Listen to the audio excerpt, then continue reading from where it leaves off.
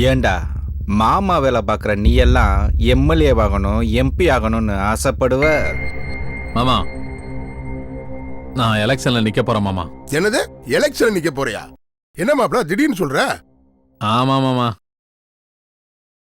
சின்ன சின்ன தப்பா பண்ணி கோர்ட்டு கேஸு நலஞ்சு போர் அடிச்சு போச்சு மாமா. நாமளும் எப்பதான் மாமா பெரிய ஆள் ஆகுறது?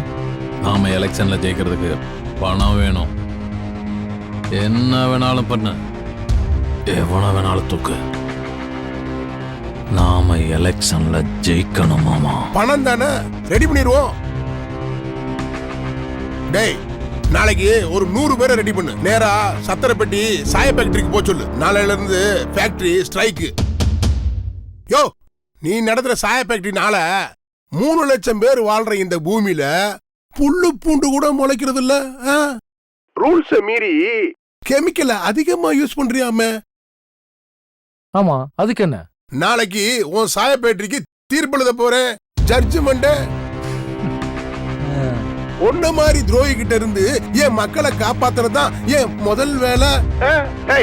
ஒன்ன மாதிரி ஆட்களெல்லாம் பூமியில இருக்கிற புல்லு பூண்டு அழிச்சிங்கன்னா என்னுடைய மக்கள், என் இனம் எப்படிடா ஆடு மாடு மேய்ச்சு வாழ முடியும்? என்னது, நான் உன் இடத்துக்கு வரணுமா? வர்றேன்டா, வந்து பாக்குறேன். என்ன காளி, சோகமா இருக்க? போன்ல ரொம்ப ஓவரா பேசுன, இப்ப இப்படி பம்புற? பம்முனா தானே பணம் பண்ண முடியும். எலெக்ஷன் செலவுக்கு பணம் தேவைப்படுது, அதுதான் வாங்கிட்டு போலான்னு வந்தேன். எலெக்ஷன் செலவுக்கு பணம் வேணும், கொடுத்துருவோம், அவ்வளவுதானே? ஜான் போன் பண்றான்.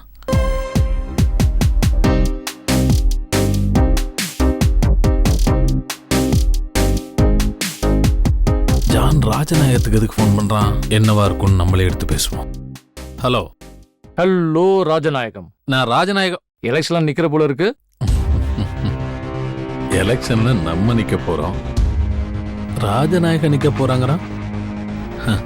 காளி மாமா ஏதோ நல்ல வேட்டையாடுறான். சொல்லு கேப்போம். இந்த ராஜநாயகன்ற பேரு உன் கூட இருக்கிற 100 பேருக்கு மட்டும்தான் தெரியும். அதுலயும் பாதி பேருக்கு தலைவா, அண்ணன், சிங்கம் அப்படின்னு தான் தெரியும்.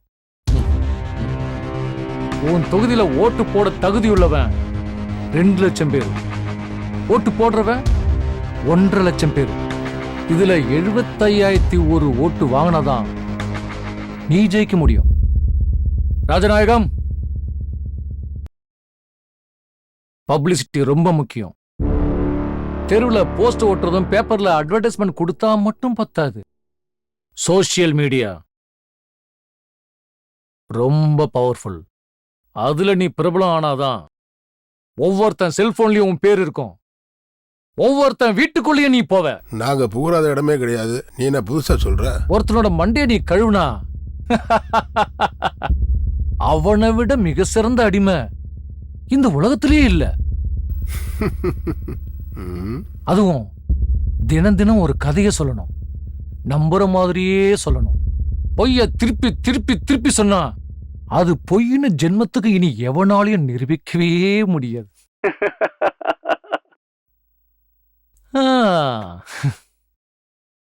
உன்னை நம்பி ஒரு கூட்டம் 4 வார்த்தை முழுசா பேச தெரியலனா 4 ரவுண்டு போட்டு புதுசா பேசணும்.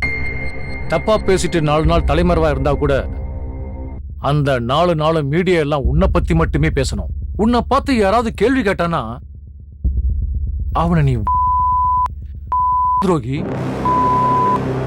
அப்படின்னு சொல்லி பழகிக்கணும். அதைத்தானே இப்ப நாங்க பண்ணிக்கிட்டு இருக்கோம். இதெல்லாம் செய்யறதுக்கு நம்ம சங்கு சக்கரவர்த்தி கூட வச்சுக்க. அவன் கிட்ட நீ மஞ்சளா எதை கொடுத்தாலும் சந்தனமா மாத்திடும். காளி, இன்னும் உனக்கு எவ்வளவு வேணாலும் கேளு, நான் தரேன்.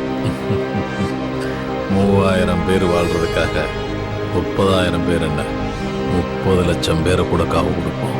நம்ம ஜனங்க கடலுக்கு முட்டு கொடுத்து கூட பொழைச்சுக்குவாங்க.